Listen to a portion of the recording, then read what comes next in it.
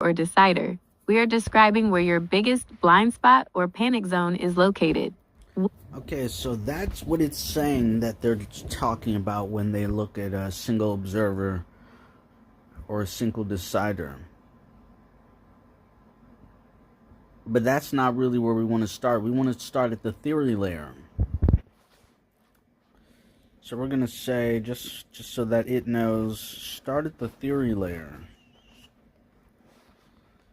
Start at the theory layer. So what does that mean for us? That means that a single observer means that the individual is using a perception function, first and foremost. And why is it a single observer? Because of how the adaptation and compensation works. Single observer. A single observer is someone whose primary relationship to the world is defined by a massive imbalance in how they take in their information. That is not how we would define a single observer. That's the applications / practice layer. When trying to identify, well, who is a single observer and who is a single who?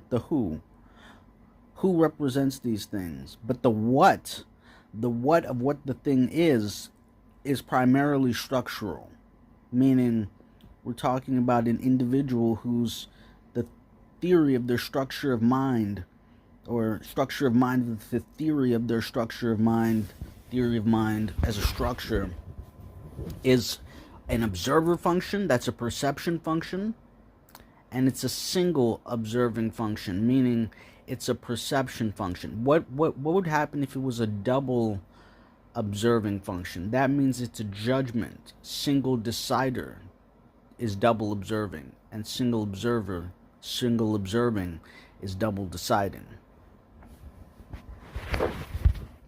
So we're going to say, start with this at the theory layer, pause.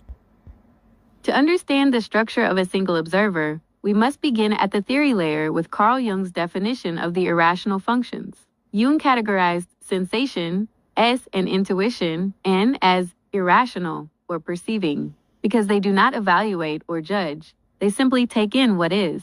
In the objective personality system, OPS, a single observer is an individual who leads with one of these irrational functions, forcing its polar opposite to the bottom of the hierarchy. Jung's notation established that if the psyche is oriented toward the object, extroversion, in its intake, it must balance that with the subject, introversion. OPS piggybacks on this by codifying the extreme imbalance that occurs when the lead function is an observer.